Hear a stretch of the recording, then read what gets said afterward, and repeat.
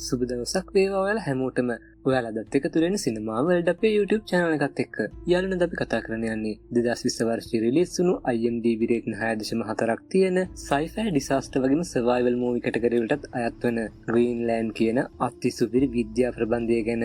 මේ කතාවට ටයිම්ලයින් එක වර්ෂ 2020, ලොකේෂන් එක ඇමරිකා එක්සත් ජනපදයේ ජෝර්ජියා ප්‍රාන්තය සහ ග්‍රීන්ලන්තය. සුපුරුදු පරිදි කතාවට යන කලින් මම පොඩ්ඩක් කතාවට අදාළ බෑග්ග්‍රවුන්ඩ් එක ගැන පොඩි පැහැදිලි කිරීමක් කරන්නම්. මීට වසර ලක්ෂ 3කට කලින් බිහි වුණු මිනිසා තමයි මේ වන විට පෘථිවිය මත ආධිපත්‍ය පතුරවාගෙන සිටින්නේ. බලවත් ශරීරයක් නැති වුණත් දියුණු කළ හැකි ඉතා තියුණු නුවණ තමයි මිනිස්සුන් හිපිට බලවත්ම සත්ව කොට්ටාසය බවට පත් කරලා තියෙන්නේ. ඔබ සහ මමත් ඒ බලවත් සත්ව කොට්ටාසයේ වර්තමාන පුරුක් වෙනවා. නමුත් ඔයාලා කවදා හරි හිතලා තියෙනවද අපිට කලින් මේ මිහිමත ආධිපත්‍ය පතුරවාගෙන හිටපු ජීවීන් කවුද? ඒ ජීවීන්ට මොකද්ද සිද්ධ වුනේ? ඒ ජීවීන්ව මිහිමතින් තුරන් කරපු සාධකයම අපිවත් කවදා හරි මිහිමතින් තුරන් කරන එකක් නැද්ද කියලා. හරියටම බැලුවොත් මීට වසර මිලියන 65කට කලින් තමයි ඩයිනෝසරයන් මිහිමත ඇවිදගෙන ගියේ. විද්‍යාඥයන් සාධක හොයාගෙන තියෙන විදිහට අභ්‍යවකාශයෙන් පැමිණි අති දැවැන්ත ග්‍රහ වස්තුවක් පෘථිවිය සමග ඝට්ටණය වීමෙන් තමයි මේ දැවැන්තයන් මිහිමතින් තුරන් වෙලා ගිහින් තියෙන්නේ. මේ වගේ දැවැන්ත ග්‍රහ වස්තුවක් පෘථිවිය සමග ඝට්ටණය වුණොත් අතිවිශාල ශක්තියක් නිකුත් වෙනවා. ඒකෙන් නිකුත් වෙන ශක්තිය කොච්චරද කියලා දල වශයෙන් කිව්වොතින් හිරෝෂිමාවට හෙළපු න්‍යෂ්ටික බෝම්බය වගේ මිලියන ගාණක් වෙනවා. ඉතින් ඩයිනෝසරයන් වාසය කළ කාලේ විතරද මේ වගේ ස්වාභාවික විපතක් වෙන්න පුළුවන්. අද අපේ තාක්ෂණය අතිශය දියුණු නිසා මේ වගේ විපතක් වෙන්න කලින් හඳුනා ගන්න පුළුවන්. ඒත් ඉතින් කරුණ කියන්නේ අපේ තාක්ෂණයට තවමත් බෑ මේ වගේ දෙවන්ත ආකාශ වස්තුවක් නතර කරන්න. ඔයාලගේ දැන ගැනීමට මම පොඩි විස්තරයක් කියන්නම්. ක්‍රම දෙකක් ප්‍රධාන වශයෙන් අපි භාවිතා කරනවා මේ වගේ විනාශයක් අවම කරගන්න. පළවෙනි ක්‍රමය තමයි ඩාට් තාක්ෂණය. මේකෙන් කරන්නේ විශාල යානයක් අධික වේගයෙන් ගිහිල්ලා ග්‍රාහකේ හැප්පිලා පෘථිවිය දෙස රැඳී යන ග්‍රාහකේ ගමන් මාර්ගය වෙනස් කිරීමට උත්සාහ කිරීම. නමුත් මේ ක්‍රමය සාර්ථක වෙන්නේ කුඩා ප්‍රමාණයේ ග්‍රාහකයකට විතරයි. දෙවෙනි ක්‍රමය තමයි අපිට දැනට තියෙන සාර්ථකම ක්‍රමය. ඒ තමයි න්‍යෂ්ටික ප්‍රහාරයක්. හැබැයි මේකෙන් කරන්නේ ග්‍රාහකයට පහර දීලා ඒක කෑලි කරන එක නම් නෙවෙයි. ග්‍රාහකයා ආසන්නේ න්‍යෂ්ටික බෝම්බයක් පුපුරවලා ඒකෙන් නිකුත් වෙන තාපයෙන් ග්‍රාහකයේ කොටස් උණු කරලා ගමන් මාර්ගය වෙනස් කරන එක. හැබැයි ඉතින් මේ ක්‍රම දෙකටම බෑ ඩයිනෝසරයන් වඳ කිරු ග්‍රාහකේ නම් නතර කරන්න. ඉතින් මේ වගේ හෝ මීටත් වඩා ලොකු ග්‍රාහකයක් අපි ජීවත් වෙන මේ යුගයේදී පෘථිවියට වැටුනොත් මොනෝ වෙයිද? මිනිසා මොනතරම් දියුණු වුණත් සෝබාදහම තවමත් සිටින්නේ අපිට වඩා පියවර 100 ගාණක් ඉදිරියෙන්. හරි මේ හොඳටම ඇති. දැන් එහෙනම් අපි යමු අද කතාව ග්‍රීන්ලෑන්ඩ් බලන්න.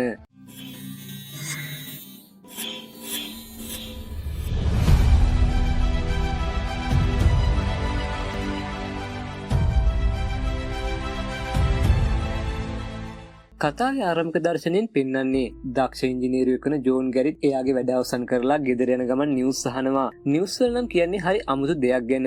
ඒ තමයි ක්ලාක් කියන වල්ගතරුව පෘථිවිය ආසන්නයෙන්ම ගමන් කරනවා. ඒ වගේම මේ තරම් පෘථිවි පෘෂ්ඨයට ආසන්නයෙන් කිසිම වල්ගතරුවක් මීට කලින් ගමන් කරලා නැහැ. කොච්චර ආසන්නයෙන් ගමන් කරනවද කියලා කිව්වොතින් දවල් කාලයේදීත් මේ වල්ගතරුව පැහැදිලිවම බලා ගන්න පුළුවන් වේවි. ඒ වගේම මේ වල්ගතරුව අපේ ග්‍රහ මණ්ඩලයට තල්ලු වෙලා තියෙන්නේ වෙනත් ග්‍රහ මණ්ඩලයකින් කියලා තමයි විද්‍යාඥයන් විශ්වාස කරන්නේ. කාලේ ක්‍රමෙන් ගත වෙද්දී මෙයා ජෝර්ජියාවල තියෙන යාගේ ගෙදරට එනවා. ජෝන්ගේ වයිෆ් තමයි ඇලිසන්. ඒ වගේම මේ දෙන්නට පොඩි පුතෙකුත් ඉන්නවා. එයාගේ නම තමයි නේතන්. ඇත්තටම මේ දෙන්න අතර ඇතිවුණු පොඩි ප්‍රශ්නයක් නිසා මේ දවස්වල මේ දෙන්න එකිනෙකාගෙන් වෙන් වෙලා තමයි ඉන්නේ. ජෝන් ආව කියන ආරංචි ආව ගමන් සෙල්ලම් කරන්න ගියපු නේතන් දුවගෙනම ගෙදරට එනවා. ඇත්තටම නේතන් කියන්නේ පුංචි ළමයෙක් වුණත් එයා සයන්ස් වලට නම් හරිම දක්ෂයි. නිවුස් වල මේ දවස්වල කතා වෙන ක්ලාක් කියන ධූමකේතුව ගැනත් මෙයා හොඳටම විස්තර හොයාගෙන. ක්ලාක් කියන මේ ධූමකේතුව පිටස්තර ග්‍රහ මණ්ඩලයකින් ආපු නිසා තමයි විද්‍යාඥයන්ට ඒක පෘථිවිය ළඟින් යනවා කියලා මීට කලින් හොයාගන්න බැරි වෙලා තියෙන්නේ. ඒ කියන්නේ විද්‍යාඥයන් මේ වල්ගතරුවේ ගමන් මාර්ගය තහවුරු කරගෙන තියෙන්නේ අන්තිම මොහොතේ. නේතන් කියන්නේ මොනතරම් දක්ෂ ළමයෙක් වුණත් එයා භයානක දියවැඩියා රෝගයකින් පෙළෙනවා. ජෝන් මේ ගෙදරින් ගියේ කරනම් පුංචි නේතන් ඉන්නේ හුඟක්ම අවුලින් වගේ. ගෙදර ඉන්න වෙලාවෙත් නිවුස් වල නම් කියන්නේ ක්ලාක් කියන ධූමකේතුව ගැනමයි. ඇත්තටම ක්ලාක් කියන්නේ තනි ධූමකේතුවකටත් වඩා එකට මැදියන විශාල ග්‍රාහක රංචුවක එකතුවක්. තමන්ගේම ගෙදර ජෝන්ට එදාරයා ගත කරන්න වෙන්නේ අමුත්තන්ගේ කාමරේ. මොකද මේ දින දැන් සෙපරේට් වෙලානේ ඉන්නේ. පහුවෙනිදා දේ නිවුස් වල කියන්නේත් ක්ලාක් ධූමකේතුව ගැනමයි. මේ වෙද්දි කරපු ගණනය කිරීම වලට අනුව විද්‍යාඥයන් කියනවා ක්ලාක් ධූමකේතුව සමග ගමන් කරන සමහර කොටස් පෘථිවි වායු ගෝලයටත් ඇතුල් වෙනවා කියලා. නමුත් වාසනාවට ඒ කොටස් පෘථිවි පෘෂ්ඨයේ ගැටෙන කලින්ම වායු ගෝලයේ දැවිලි අළු වෙලා යනවා කියලා විද්‍යාඥයන් සහතික වෙනවා. විද්‍යාඥයන් පැහැදිලි කරන විදිහට මේ කොටස් වායු ගෝලයේ දැවිලි අළු වෙලා යන දර්ශනය හරිම සුන්දර වේවි.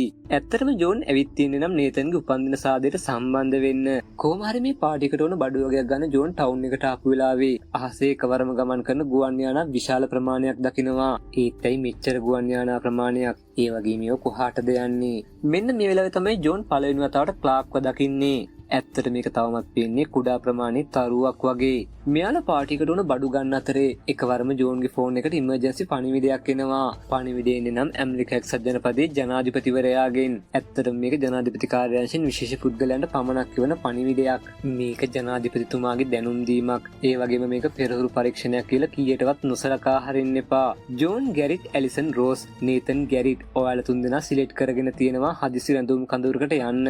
ඒ වගේම ඔයාලට අවසර ලැබෙන්නේ එක ගමන් මල්ලකට විතරයි. නම් සඳහන් තුන්දෙනාට අමතරව වෙන කිසිම කෙනෙක් එක්කගෙන ඉන්න එපා. මේ පණිවිඩය දැක ගමන් ජෝන් ආපහු ගෙදර යනවා. මුලදි මෙයාට මේක බොරුවක් කියලා හිතුණත් පාරවල් පුරා හමුදා රථ, ඒ වගේම හස පුරා ජෙට් යානා. මෙන්න මේ ටික දැක්කනම් මොකක් හරි අවුලක් වෙන්න යනවා කියලා ජෝන්ට තේරුම් යනවා. ජෝන් එක නේතන් ගෙදර එද්දිත් හැමෝම නේතන්ගේ බර්ත්ඩේ එක සෙලිබ්‍රේට් කරන්න එකතු වෙලා. මේ වෙලාවේ නිවුස් වල සජීවීව පෙන්නනවා ක්ලාගේ ග්‍රාහක රංචුවේ මුල්ම කොටස පෘථිවි වායු ගෝලයට ඇතුල් වෙන විදිහ. පාටිය කෙසේ වෙතත් ජෝන් කෙලින්ම යන්නේ ඇලිසන් හොයාගෙන.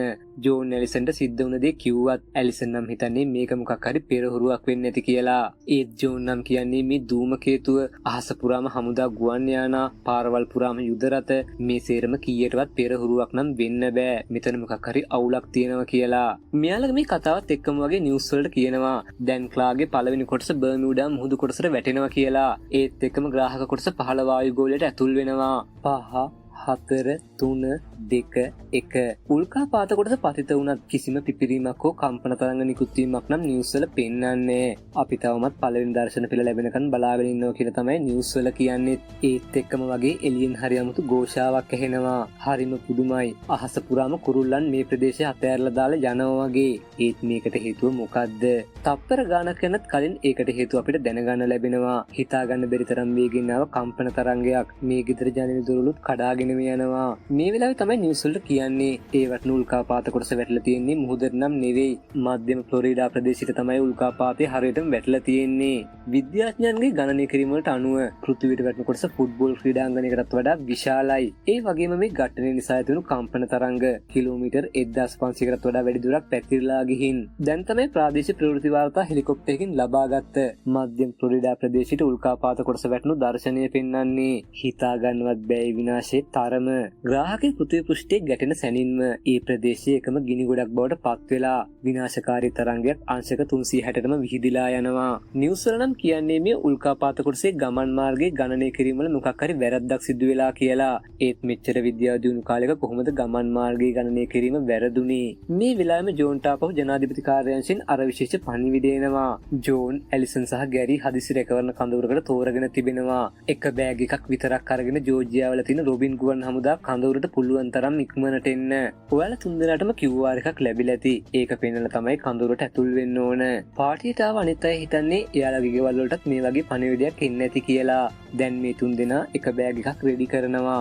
මතකනේ නේතන් කියන්නේ දියවැඩියා රෝගියෙක්නේ. ඒ නිසා මේ ගමනට ඉනිසියුඩින් තමයි අත්‍යවශ්‍යම දේ වෙන්නේ. නිවුස් වල කියන විදිහට අර උල්කාපාත කොටස ඝටනයෙන් විතරක් ලක්ෂ 40කටත් වඩා පිරිසක් අතුරුදහන් වෙලා. සාමාන්‍යයෙන් අභ්‍යවකාශ ඉඳන් වස්තුවක් පෘථිවියට ඇදිලෙද්දී ගුරුත්වජ තරණයෙන් ඒ කියන්නේ තප්පරයට මීටර් 10ක වැඩි වෙන වේගයකින් තමයි පහළට ඇදිලෙන්නේ. මෙන්න මේ සංකල්පෙම තමයි අපි මේ දවස්වල නිතර අහන හයිපර්සොනික් කියන මිසයිල් වල භාවිතා වෙන්නේ. ඒ කියන්නේ මිසයිලය අභ්‍යවකාශයට යවලා ගුරුත්වජ තරණය යොදාගෙන තමයි අදාළ ඉලක්කය වෙත ගමන් කරවන්නේ. මෙන්න මේ අධික වේගය නිසා තමයි මේ තරම් අතිදැවැන්ත විනාශයක් ග්‍රාහක ඝට්ටනයකින් සිද්ධ වෙන්නේ. සිදුවුණු විනාශය කොච්චරද කියලා කියනවනම් ග්‍රාහක ඝට්ටනය වුණ පැත්තේ අහස සහ වායු ගෝලය සම්පූර්ණයෙන්ම දුමින් වැහිලා යනවා. ඊළඟට මෙයාලා හමුදා කඳවුරකට යන පිටත් වෙනවා. තේන විදිහට නම් මේ පළාතේ වෙන කවුරුත්ම කඳවුරට යන සිලෙක්ට් වෙලා නෑ වගේ. මෙයාලා යද්දිම නේතන්ගේ හොඳම යාළුවා එලිවත් අරගෙන යන්න කියලා එයාගේ අම්මලා අඬ අඬ කිව්වත් මෙයාලට එලිව දාලා යන්න වෙනවා. මොකද කඳවුරට ගන්න නැති කෙනෙක් අරන් ගිහින් වැඩක් නැහැනේ. රට පුරාම මිනිස්සු පුළුවන් තරම් බඩු භාණ්ඩ එකතු කරනවා. එයාලා හිතන්නේ ලොකු ආහාර හැංගයක් ඒවි කියලා. ඒත් ඉතින් ඇත්තටම ඊට වඩා මහා දරුණු විනාශයක් තමයි මිනිස් ජීවය හොයාගෙන ඉන්නේ. මේ වෙද්දි නිවුස් වලත් මේ ජනාධිපති කාර්යාංශයේ තෝරා තෝරාගත් පිරිස ගැන නිවේදන යනවා. මෙයාලටත් හිතාගන්න බෑ ඇයි මෙයාලව තෝරගත්තේ කියලා. නිවුස් වල තියෙන විදිහට නම් රජය කලින් ඉඳන්ම ක්ලාගේ ගමන් මාර්ගය ගැන දැනගෙන ඉඳලා ඒත් ඒ ගැන තොරතුරු වසන් කරලා මොකද මේ මහා දරුණු විනාශයෙන් කාටවත් බෑ පෘථිවිය බේරගන්න. මේ විනාශය ගැන ආරංචිය කලින්ම මිනිස්සු දැනගත්තනම් මිනිස්සු කලබල වෙනවනේ. එහෙම වුණා නම් තෝරගත්ත පිරිසවත් බේරගන්න ගවර්න්මන්ට් එකට බැරි වෙනවා. මෙන්න මේ නිසා තමයි තොරතුරු වසන් කිරීමක් කරලා තියෙන්නේ. මතකනේ තවම එකමික කෑල්ලයි පෘථිවියට ආවේ. ක්ලාග්ගේ විශාලම කොටස වැටුනොත් නම් මිනිස්සුන්ට කවදාවත් හිතාගන්න බැරි මහ විනාශයක් ඇති වේවි. මෙයාලට හමුදා කඳුරට යන්න තියෙන ලේසිම මාර්ගය සම්පූර්ණයෙන්ම බ්ලොක් වෙලා. ඒ නිසා ජෝන් අතුරු පාරවල් වලින් යන්න තීරණය කරනවා. ක්ලාග් කියන මේ විශාල ධූමකේතුවත් එක්ක තව උපකොටස් දහස් ගණක් තියෙනවා කියලා විද්‍යාඥයන් මේ විදිහත් ගණනය කරලා. ඒ වගේ මේවායින් බහුතරයක් පෘථිවියේ විවිධ ස්ථාන වලට වැටීමේ ලොකු සම්භාවිතාවයක් තියෙනවා.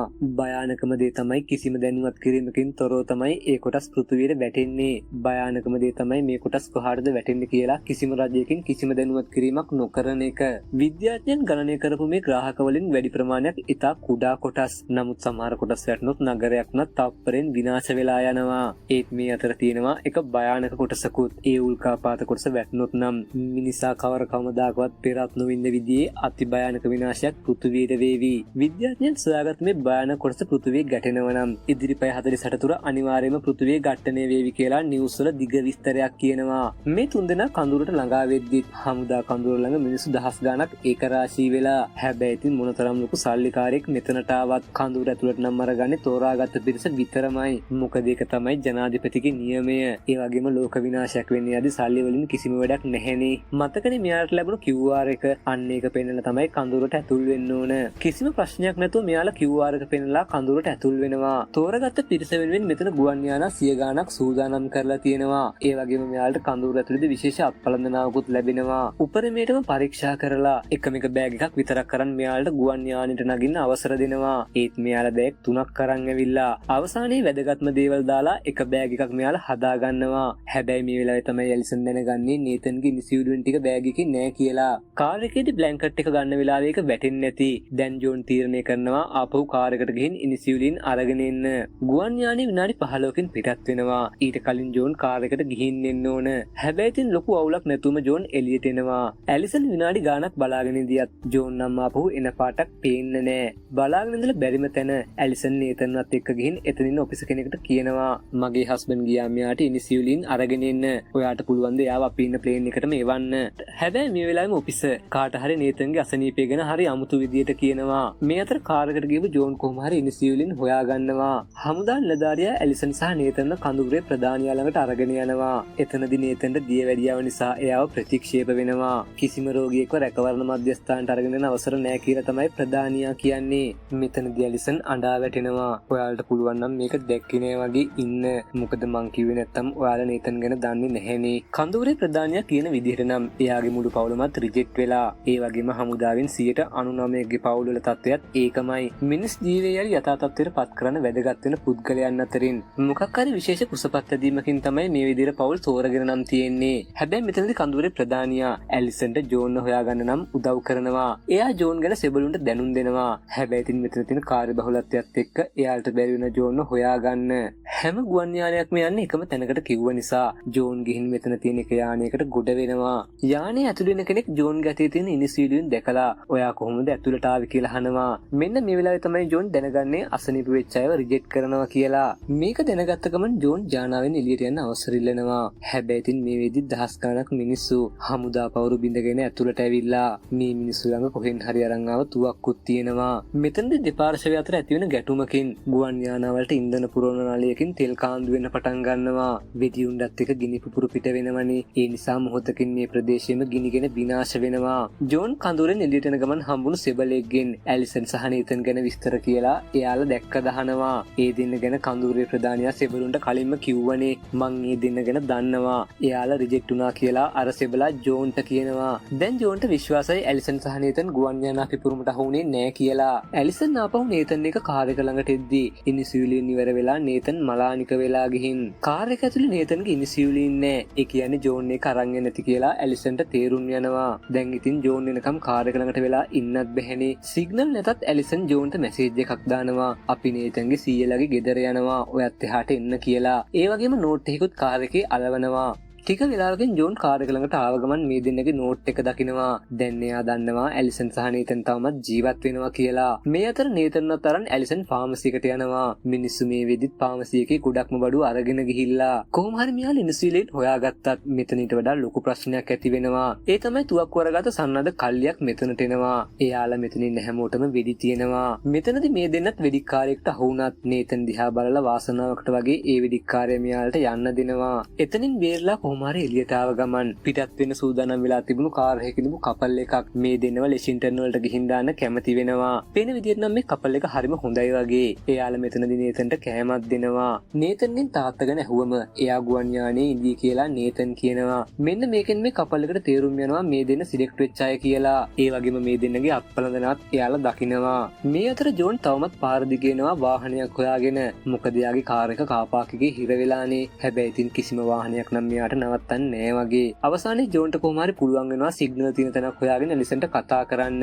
හැබැයි ඉතින් තප්පර කිහිපයක් කතා කරද්දිම කනෙක්ෂන් ආපහු නැති වෙලා යනවා. ඒත් ඇලිසන් කොහොම හරි කියාගත්තා එයා යන්නේ තාත්තගේ ගෙදර කියලා. මේ වෙද්දි ක්ලාගේ කුඩා කොටස් පෘථිවියට කඩා වැටෙන්න පටන් අරන් අවසානයේ ජෝන්ටත් පුළුවන් වෙනවා ලෙෂින්ටන් වලට යන්න වාහනයක් හොයාගන්න. හැබැයි ඉතින් මේක නම් පරණ ට්‍රක් එකක්. මේ ට්‍රක් එකේදී මෙයාට කොලින් කියලා හොඳ කොල්ලෙක් හම්බ වෙනවා. එයා දකිනවා ජෝන්ගේ අතේ අත්පලඳනාව තියෙනවා. ඒ වගේම එයා කියනවා ආණ්ඩුව මිනිස්සුන්ව තෝරගෙන තියෙන්නේ එයාලගේ හැකියාවන් අනුවලු. ජෝන් ඉංජිනේරුවෙක්නේ. විනාශයෙන් පස්සේ ආපහු මිනිස් ජනාවාස හදන්න ඉංජිනේරුවෝ ඕනමනේ. ජෝන් මේ දක්වා වුණ හැම දෙයක්ම කොලින්ට කියනවා. කොලින් කියන විදිහට නම් එයාගේ අම්මත් සිලෙක්ට් වෙලා. මොකද කොලින්ගේ අම්මා දක්ෂ වෛද්‍යවරයෙක්. ඒත් අවාසනාවට කොලින් අවුරුදු 7කට කලින් ඒ පවුලෙන් වෙන් වෙලා. කොලින් කියන විදිහට නම් මේ ට්‍රක් එකේ ගමනාන්තය කැනඩාවේ රහසිගත ගුවන් යානා තියෙනක ප්‍රදේශයක්. මෙයා උත්සාහ කරන්නේ ගුවන් යානා වලින් කොහොම හරි සුරකුම් මධ්‍යස්ථානෙට යන්න. මේ වෙලාවේ ජෝන් අහනවා ඒ කඳුර තියෙන තැන දන්නවද කියලා. හමුදා ගුවන් යානා සේරම ගිහින් තියෙන ග්‍රීන්ලන්තයට. අනිවාර්යයෙන්ම කඳුර හේ තමයි තියෙන්න ඕන කියලා කොලින් කියනවා. ඒත් මට ඕන මගේ බිරිඳවයි ළමයවයි හොයාගන්න කියලා ජෝන් කිව්වම ඔයා එයාලවත් හොයන් අපිත් එක්ක එකතු වෙන්න. අපි යන්නේ ඔස්කෝඩ් වලින් කියලා තමයි කොලින් කියන්නේ. මේ අතර ඇලිසන් සහ නේතන් දෙන්නව එක්කන් යන කපල් එකේ ඉන්න පිරිමි කෙනා. මිනිහගේ නම තමයි රැල්ෆ්. එයා අහනවා ඔයාලා අපිත් එක්ක යන්නේ නැහැ කියන එක ෂුවර්ද කියලා. හැබැයි ඉතින් දැන් නම් රැල්ෆ් කතා කරන විදිහ ටිකක් අමුතුයි වගේ. මේ වෙලාවේ රැල්ෆ් එයාගේ වයිෆ් ජූඩ්ට කියනවා මේක තමයි අපේ අන්තිම අවස්ථාව. ඒත් එක්කම වගේ එයා වාහනේ එකපාරටම නතර කරනවා. පේන විදිහට නම් රැල්ෆ් හදන්නේ එලිසන්ගේ අත්පලඳනාව ගලවගෙන නේතන්ගේ තාත්තා වගේ පෙන්නලා කොහොම හරි ගුවන් හමුදා කඳුරට පැනගන්න. මම උඹේ දරුවෝ බලාගන්නම් කියලා කියන ගමන් රැල්ෆ් කොහොම හරි එලිසන්ව කාර් එකෙන් එළියට ඇදලා දානවා. දැන් එලිසන් අතරමං වෙලා කොච්චර උදව් ඉල්ලුවත් කිසිම වාහනයක් එයාට නතර කරන්නේ. මොකද හැමෝටම ඕන තමන්ගේ ජීවිතේ බේරගන්න විතරනේ. කිසිම කෙනෙක් කාටවත් උදව් කරන්නේ නැහැ මේ වගේ වෙලාවට. මේ අතර ට්‍රක් එකේ යන ජෝන්ගෙන් තව කෙනෙක් විස්තර අහනවා. හැබැයි ඉතින් මිනිහ නම් වෙන්නේ හොඳ කොටකට නෙවෙයි වගේ. මිනිහට ඕන වෙලා තියෙන ජෝන්ගේ අත්පලඳනාව අරගන්න. මේ වෙලාවේ ජෝන්ගේ උදව්වට ආව කොලින්ටත් උනේ ගුටි කන්න. හැබැයි ඉතින් ජෝන් නම් වැඩේ ලේසියෙන් අතාරින්නේ නැහැ වගේ. කොහොම හරි මෙයාලගේ මේ වැඩේ නිසා ට්‍රක් එක හැප්පිලා මෙයාලා එළියට විසි වෙනවා. එළියට වැටුණත් ජෝන්ට නම් ගැලවිල්ලක් නැහැ වගේ. මේ පාර නම් ජෝන් එයා ගතට අහුණු මිටියෙන් අත්පලඳනාව ගලව ගන්නවා දෙන්නටම ගහනවා. මේ වෙලාවේ ජෝන් ගහපේක මිටි පාරක් වැදිලා පලඳනාව ගලව ගන්න ආපු කෙනෙක් එතනම මැරිලා වැටෙනවා.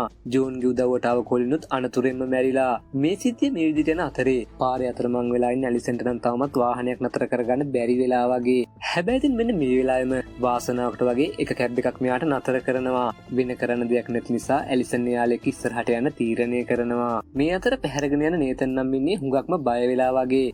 රැල්ෆ් නේතන්ව තවත් බය කරනවා. අම්මව ආපහු දකින්න ඕන නම් එයා කියන විදිහට ඉන්න කියලා. මේ වෙලාවේ පුංචි නේතනුත් ඒකට හා කියනවා. දැන් නම් මෙයාලා හමුදා කඳුරට ඉතාම ආසන්න වෙලා පයින්ම ගිහින් මේ තුන්දෙනා ප්‍රධාන කුසුම්දුරට ළඟට කිට්ටු වෙනවා. මෙතනදී රැල්ෆ් සෙබළුන්ට දිගට හරහට බොරු කියනවා. මේ තමයි මගේ පුතා. මටයි පුතාටයි මගේ නෝනටයි තුන්දෙනාටම අත්පලඳනා තිබුණා. ඒත් මගේ නෝනගේ අත්පලඳනාව කවුරු හරි හොරකම් කරලා. මෙතනදී ආරක්ෂක නිලධාරිනුත් මෙයාගේ කතාවට රැවටෙනවා. ඒත් නේතන් එකපාරටම කියනවා මේ මගේ දෙමව්පියන් නෙවෙයි. මාව මගේ අම්මගෙන් පැහැරගත්ත කියලා. මේ වෙලාවේ රැල්ෆ්ගේ අත්පලඳනාව සෙබළුන් හොඳට පරීක්ෂා කරද්දී එයාලා දකිනවා එක කැඩිච්ච එකක් කියලා. මොහොතකින් සෙබළුන් නේතන්ව රැල්ස්ගෙන් අරගන්නවා. නේතන්ගේ පළඳනාව පරීක්ෂා කරද්දී එයාවත් ප්‍රතික්ෂේප කරලා කියලා සෙබළුන් හොයාගන්නවා. මතකනේ අසනීපේ නිසා තමයි එයාව රිජෙක්ට් කරේ. මේ අතර වැඩි වෙලාවක් යන කලින්ම ඇලිසනුත් කොහොම හරි මේ ගුවන් හමුදා කඳවුර ළඟට එනවා. වාහන පොලෙම කිලෝමීටර් ගාණක් තියෙනවා වගේ. වෙන කරන්න දෙයක් නැති නිසා පයින් මෙතනට ආපු ඇලිසන් එයාට උන දේ ගැන සෝල්ජර් කෙනෙකුට කියලා නේතන දැක්කද කියලා අහනවා. ළමයි කවුරු හරි ඉන්නවනම් එයාලා අනිවාර්යයෙන්ම ප්‍රථමාධාර කඳවුරේ ඇති කියලා තමයි මේ සෝල්ජර් කියන්නේ. මොහොතකින් ඇලිසන් ප්‍රථමාධාර කඳවුර ළඟට යනවා. එතනදී තව සෝල්ජර් කෙනෙක් ඇලිසන්ට නේතන්ව හොයාගන්න උදව් කරනවා. මෙතන තියෙන කූඩාරම් සේරම එකින් එක පරීක්ෂා කරද්දී අවසානයේ මේ අම්මට එයාගේ පුතාව හම්බ වෙනවා. අම්මෙක්ට පුතෙක් කියන්නේ ඉතින් මිල කරන්න බැරි හැඟීමක් නේ. දැන් ඉතින් ඇලිසන් ජෝන්ට කිව්වා වගේ එයාගේ තාත්තගේ ගෙදරට යන්න තමයි උත්සාහ කරන්නේ. පෘථිවිය මතුපිට සිදුවීම් මේ විදිහට ගලාගෙන යද්දී ක්ලාක් මහා විනාශයක් කරන් පෘථිවියට ටික ටික ආසන්න වෙනවා. මේ සිදුවීම් මේ විදිහට යන අතරේ බඩගිනි වැඩිකමට ජෝන් කවුරුත් නැති ගෙදරකින් කෑමක් ගන්නවා. එයා නිවුස් බලද්දී තමයි දකින්නේ මේ විදිහට ක්ලාගේ කුඩා කොටස් පෘථිවිය විවිධ ප්‍රදේශවලට වැටලා මිනිස්සු මිලියන ගාණක්ම මැරිලා කියලා. හැබැයි ඉතින් තවමත් ක්ලාගේ විශාලම කොටස පෘථිවිය බලා පැමිණෙමින් සිටිනවා. සමහර විට ඝට්ටණයෙන් ඩයිනෝසරයන්ගේ ඉරණම තීරණය වුණා වගේ මිනිස්සුන්ගේ ඉරණමත් තීරණය වේවි. මම ජෝන් ගැරිට් මම ඔයාගේ වාහනය ගත්තා. ජීවත් වෙලා හිටියොත් ඒක ආපු අනිවාර්යයෙන්ම ගෙනත් දෙන්නම් කියලා නෝට් එකක් තියලා මේ ගෙදර තිබුණු කාර් එකක් තරම් ජෝන් යන ඇලිසන්ගේ තාත්තගේ ගෙදර හොයාගෙන ඇලිසන්ගේ තාත්තගේ නම තමයි ඩෙල්. මේ පැත්ත නම් සම්පූර්ණයෙන්ම පාළුවට ගිහිල්ලා කොහොම හරි ජෝන් මෙහාට ආවත් ඇලිසන් නම් තාම වෙත් නැති පාටයි. මේ දෙන්නම එකතු වෙලා ඇලිසන්ව කන්ටැක්ට් කරගන්න හැදුවත් ඒ වැඩිත් අසාර්ථක වෙනවා. ඩෙල් නම් ජෝන් තනියම අපිකට ඒ හැටි කැමැත්තක් නැති පාටයි. මොකද ඒකින් කියවෙන්නේ ළමයාත් එක්ක යාගේ දුව දැන් අතරමං වෙලා කියලානේ. කොහොම හරි ඩෙල් ඉන පළාතට ඇවිත් ඇලිසන් ෆෝන් බොක්ස් එකකින් ඩෙල්ට කතා කරනවා. මේ කෝල් එක ලැබුණ ගමන් ජෝන් එක ඩෙල් පුළුවන් තරම් ඉක්මනට ඒ දෙන්න ඉන්න තැනට ගිහින් එයාලව අරගන්නවා. ලෝක විනාශයක් අතළඟ වුණත් පවුලේ හැමෝම එකතු වෙන එක මොනතරම් සතුටක්ද. මේ සිංහල අවුරුදු කාලේ නෑගම් ගිහින් අපිත් උත්සාහ කරන්නේ මෙන්න මේ සතුට ලබන්නනේ. සමහරට මේක වේවි මෙයාලා මුණ ගැහෙන අන්තිම වතාව. මෙයාලා ඩෙල්ගේ ගෙදරට ආපු ගමන් හැමෝම ආපහු නිවුස් බලනවා. නිවුස් වල කියන විදිහට නම් ආසන්න වශයෙන් හෙට උදේ 8:47ට ක්ලාක් ධූමකේතුවේ ලොකුම කොටස පෘථිවිය සමග ඝට්ටණය වෙනවා. අප්‍රිකාව සහ යුරෝපයේ අතර ප්‍රදේශයක තමයි මේ ඝට්ටණය සිද්ධ වෙන්නේ. න්‍යෂ්ටික බෝම්බ මිලියන ගානක ශක්තිය එකවර පිට කරමින් සිදුවන මේ ඝට්ටණයෙන් ලෝකයේ පුරාම අතිදැවැන්ත හානි සිදුවේවි. ඝට්ටණයත් සමග ඇතිවන ඝට්ටන පිපිරීම, කම්පන තරංග, භූමිකම්ප සහ සුනාමි වලින් බේරෙන්න පුළුවන් කිසිම තැනක් සඳහන් කරන්නවත් අමාරුයි. මොකද මේ ඝට්ටණය ඒ තරම්ම අති ප්‍රබලයි. ඊළඟට තමයි නිවුස් වලට පෙන්වන්නේ ග්‍රීන්ලන්තයේ තියෙන තෝරාගත් පිරිසකට පමණක් ආරක්ෂා වෙලා ඉන්න හදපු බංකර් එක. ඇත්තටම මේක සීතල යුද සමයේ න්‍යෂ්ටික යුද්ධයකින් ආරක්ෂා වෙන්න තමයි හදලා තියෙන්නේ. මේ වෙලාවේ ජෝන්ට මතක් වෙනවා කොලින් කිව්ව කතාව. මතකනේ කැනඩාවෙන් ග්‍රීන්ලන්තයට පිටත් වෙන ගුවන් යානා ගැන කතාව. ජෝන් මේ කතාව ඇලිසන්ට කියනවා. හමුදාමේ නෝන ගුවන් යානා රහසෙම හිට කැනඩාවෙන් ග්‍රීන්ලන්තයට යනවා. එයාලා සාමාන්‍ය මිනිස්සු අරගෙන යනවා. මේ කතාවෙන් පස්සේ ඇලිසන් කැමති වෙනවා ජෝන් එක මේ ගුවන් යානා පිටත් වෙන තැනට යන්න. හැබැයි ඉතින් ඩෙල් නම් මේකට කැමති වෙන්නේ නෑ වගේ. මොකද ඩෙල් කැමති නෑ මේ ගෙදර වගේ මෙයාගේ අශ්වයව අතෑරලා දාන්න. මෙතනදී ජෝන් ඩෙල්ට පොරොන්දු වෙනවා. නේතන් වැලිස්සයි කොහොම හරි බංකර් එකට අරගෙන යනවා කියලා. මගේ වයිෆ් මේරි අන්තිම හුස්ම හෙළුවේ මේ ගෙදරදී. මමත් මෙහි ඉඳන් මෙයා ඉන්න තැනට යනවා කියලා තමයි ඩෙල් කියන්නේ. ඒත් එක්කම වගේ මේ ආසන්න ප්‍රදේශයට ක්ලාගේ තව කොටසක් කඩාගෙන වැටෙනවා. මේ ඝට්ටනය නිසා නිකුත් වුණු ප්‍රබල කම්පන තරංග වලින් මේ ගෙදර ජනෙල් පවා කුඩු වෙලා යනවා. දැන් නම් මේ ප්‍රදේශයත් ටික ටික අධ්‍යවදානම් කලාපයක් බවට පත් වීගෙන යනවා. ඊළඟට මෙයාලා ගමනාන්තය බලා පිටත් වෙන පටන් ගන්නවා. මෙයාලා යද්දිම ඩෙල් එයා ළඟ තිබුණු තුවක්කුව ජෝන්ට දීලා පරිස්සමින් ගිහින් ජීවිතේ බේර ගන්න කියනවා. ක්ලාගේ කොටස් වැටුණු ප්‍රදේශය සම්පූර්ණයෙන්ම දුම්වලාවකින් වැහිලම ගිහින් විශාලම කොටස තව පැය 15කින් පෘථිවියට පතිත වෙනවා. ජපානයේ ටෝකියෝ ප්‍රදේශයට මීට විනාඩි කිහිපයකට කලින් වැටුණු කොටසින් මිලියන ගාණක් මිනිස්සු අතුරුදහන් වෙලා කියලා නිවුස් වල කියනවා. මෙයාලා කාර් එකේ යන ගමනුත් දිගටම නිවුස් තමයි අහගෙන යන්නේ. කැනඩාවේ දේශ සීමාවට යන පාරවල් වාහන වලින් සම්පූර්ණයෙන්ම බ්ලොක් වෙලා ගිහින් පේන විදිහට නම් කෝච්චියක් පෙරලිලා වගේ. ඒත් එක්කම වගේ හදිසි අනුතරැඟවීමක් නිවුස් වල යනවා. නිව්යෝක් ඉහළහසේ වැහි බිඳු වගේ ඉතාම කුඩා උල්කාපාත දහස් ගාණක් තියෙනවා. ඉක්මනින්ම ශක්තිමත් වහලක් යටට යන්න මේක තමයි අනතුරු ඇඟවීම උනේ. තප්පර ගාණක් යද්දී චූටි උල්කාස්ම වැස්සක් වගේ මේ ප්‍රදේශයට ඇදහැලෙන්න ගන්නවා. වැස්සකින් නොතෙමී ඉන්න බෑ වගේ. මේ වයින්ුත් බේරලා ඉන්න එක ඇත්තටම අමාරු වැඩක්. කොහොම හරි ජෝන් කෙලෑවක් අස්සෙන් කාර් එක අරන් ගිහින් පාලමක් ළඟට යනවා. තුවාලුණු කෙනෙකුත් බේරගෙන මේ තුන්දෙනා කුඩා උල්කාපාත වර්ෂාවෙන් බේරලා පාලමයට රිංග ගන්නවා. ඉතාම කුඩා ප්‍රමාණයේ ජිල් බෝලයක් වගේ ග්‍රාහකයක් පෘථිවිය ඝට්ටණය වුණත් මීටත් වඩා ලොකු විනාශයක් වෙනවා. ඒ කියන්නේ මේ වැටෙන කොටස් නම් හුඟක්ම චූටි ඒවා වගේ. ආවරණයක් හොයාගන්න බැරුණු හැමෝම මැල්ල වගේ. ඊළඟට මෙයාලා ආපහු වාහනයක් හොයාගෙන කැනඩාවට යන්න පිටත් වෙනවා. අවසානයේ මෙයාලා කැනඩාවේ දේශ සීමාව පහු කරනවා.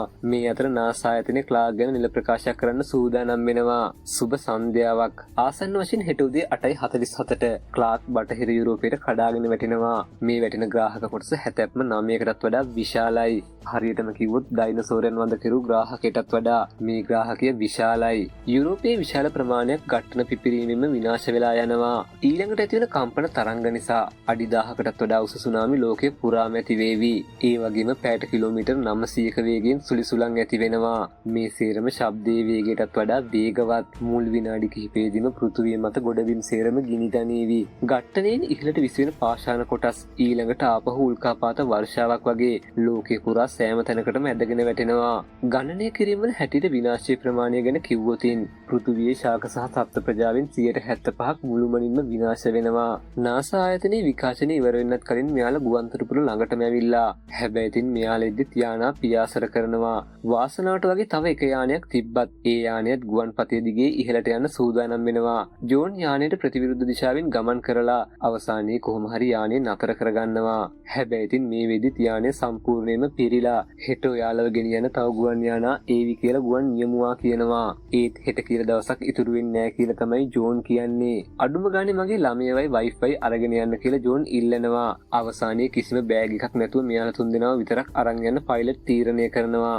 දැන් මිනිස් වර්ගයාගේ අවසාන බලාපොරොත්තුව වන ග්‍රීන්ලන්තයේ ආරක්ෂිත බංකරයට මෙයාලා පිටත් වෙනවා. පැය කිහිපයක පියාසර කාලයකින් පස්සේ පාන්දර වෙද්දි මෙයාලා ග්‍රීන්ලන්තයට ළඟා වෙනවා. ඇත්තටම මේ ප්‍රදේශය හරිම ලස්සනයි. ග්ලැෂියර් කඳු සුදු පාටින් දිලිසෙනවා. නමුත් යානයේ ගොඩ බාන්න ආසන්න වෙද්දිම විශාල උල්කාපාත කොටසක් මේ ප්‍රදේශයට පතිත වෙනවා. මේ ඝට්ටනය නිසා ඇතිවන කම්පන තරංග වලින් යානය ගහගෙන ගිහින් එන්ජිම අක්‍රිය වෙනවා. දැන් මෙයාලා කඩාගෙන වැටෙනවා. මේ සිද්ධිය මේ විදිහට යද්දී ක්ලාක් වායු ගෝලයට ඇතුල් වෙනවා. වැඩ කරන එන්ජිමෙන් මෙයාලා යානය සමතලාභිමුඛට ලෑන්ඩ් කරත් හිම කන්දක හැප්පිලා තමයි යානය නතර වෙන්නේ. මේ අනතුරෙන් යානාවේ නියමුවන් දෙන්නම එතනම මැරෙනවා. ක්ලාක්ගේ විශාලම කොටස විනාඩි කිහිපයකින් බටහිර යුරෝපයට පතිත වේවි. හැමෝම ආරක්ෂිත ස්ථානවලට යන්න. මේක තමයි යානයේ සංනිවේදන පද්ධතියෙන් ලැබෙන අවසාන පණිවිඩය. ඒත් එක්කම ජෝන් දකිනවා ඒ කිට්ටුව ගුවන් යානා ගොඩ බස්සනවා. යානයෙන් එළියට ආව නේතන් කියනවා හිම වැටෙනවා කියලා. හැබැයි ඉතින් ජෝන් දකිනවා මේ සේරම අලු කියලා. වෙන කරන්න දෙයක් නැති නිසා මෙයාලා දැන් පයින්ම කඳවුරට ළඟා වෙනවා. මුළු හසම අන්ධකාරයෙන් වැහිලා ගිහින් මහා විනාශයක් අත ළඟටම ඇවිල්ලා. මේ වෙලාවේ පයින් එන මේ පිරිස දකින හමුදා සෙබළුන් පුළුවන් තරම් ඉක්මනින් මෙයාලවත් අරන් කඳවුරට යනවා. සයිරන් නලා හඬ හැමතැනම ඇහෙනවා. මුළු අහසම ගිනියම් කරමින් ක්ලාක් දැන් අධික වේගෙන් පොළොවට ළඟා වෙනවා. හැමෝම අධිආරක්ෂිත මීටර් 100 ගණක් ඝනකම් බිත්ති තියෙන බංකර ඇතුළට පැන ගන්නවා. පිපුරුම් දොර වැහෙනවා. ඒ සමගම ක්ලාක් පෘථුවියේ ඝට්ටනය වෙනවා. ගණනය කිරීම වලට අනුව පළවෙනි කම්පන තරංග විනාඩි 20කින් මේ කඳවුර වෙත ළඟා වෙනවා. හැමෝම කම්පැනිට සූදානම් වෙන්න කියලා සෝල්ජර්ස්ලා කියනවා. මොන දේ වුණත් අපි හැමෝම එකටම ඉන්නේ කියලා ජෝන් කියනවා. තව තප්පර 5යි 4යි 3යි 2යි 1යි පොළොව මට්ටමින් අඩි 100 ගණක් යට තියෙන ඒ වගේම මීටර් 100 ගණක් ඝනකම් බිත්ති වලින් හදපු මේ කඳුර තොටිල්ල වගේ හෙල්ලෙනවා. ඒත් එක්කම මේ සීන් එක කට් වෙනවා. ඊළඟට අපිට පෙන්වන්නේ ක්ලාගේ ඝට්ටණයෙන් පස්සේ ලෝකයේ ස්වභාවය. මුළු යුරෝපයේම නටබුන් ගොඩක් බවට පත් වෙලා මිනිසා ආශාවෙන් සහ තණ්හාවෙන් නිර්මාණය කරපු සෑම දෙයක්ම සෝබාදහම මොහොතකින් සමතලා කරලා දාලා මුළු ලෝකෙම දැන් හරියට පාළු සුසාන භූමියක් වගේ. ග්‍රීන්ලන්තයේ කඳවුරින් දැන් බේරුණු අය ලෝකයේ පුරා බේරලා ඉන්න අයට සංඥා යවනවා. පේන විදිහට නම් ග්‍රීන්ලන්තයේ විතරක්ම නෙවෙයි සිඩ්නි, බීජිං, දිල්ලි වගේ ලෝකයේ පුරා කඳවුරු 5-6කම දිවි ගලවාගත් මිනිස්සු තවමත් ජීවත් වෙනවා. පළවෙනි පාඩ ග්‍රීන්ලන්තයේ කඳවුරේ ඉන්න අය දොරවල් ඇරලා බලනවා. මුළු පරිසරයම විනාශ වෙලා අහස කළු දුමාරයකින් වැහිලා ගිහින් හැබැයි අසින් යන්තමට සූර්යාව දිස් වෙනවා. ස්වභාව ධර්මයේ ආශ්චර්ය මොනතරම්ද කියලා කිව්වොතින් මේ මහා විනාශයනොත් බේරලා චූටි කුරුළු ජෝඩුවක් ඉන්නවා. ලෝකේ සිටීම පවා මේ මහා ඝට්ටණයෙන් විනාශ වෙලා. ඉතින් යාළුවනේ මෙන්න මෙතනින් තමයි 2020 වර්ෂයේ නිකුත් වුණු ග්‍රීන්ලෑන්ඩ් කියන මේ අතිසුපිරි විද්‍යා ප්‍රබන්ධයේ පළවෙනි දිගහැරුම ඉවර වෙන්නේ. ඔයාලා මොකද හිතන්නේද මූවි එක ගැන? ඔයාලගේ අදහස් අනිවාර්යෙන් පහල කමෙන්ට් සෙක්ෂන් එකේ කමෙන්ට් කරන්න. ඒ වගේම ඔයාලා මේ මූවි සීරීස් එකේ දෙවෙනි කොටසත් බලන්න කැමති නම් ඒ ගැනත් අනිවාර්යයෙන්ම පහලින් කමෙන්ට් කරන් යන්න. sci-fi psychological thriller mind blowing වගේ සුපිරිම මූවි කැටගරිස් විතරක්ම රිවිව් කරන්න නිර්මාණය කරපු සිනමා වර්ල්ඩ් අපේ YouTube channel එක ඔයා තාම subscribe කරලා නැත්නම් දැන්ම ගිහින් subscribe කරලා bell icon එකත් click කරගන්න. ලබන සතියේත් මේ වගේ අතිසුපිරි විද්‍යා ප්‍රබන්ධයකින් හමු වෙන බලාපොරොත්තු වෙන අද මම ඔබෙන් සමුගන්නම්. ඔයාලා හැමෝටම සුබ දවසක් වේවා.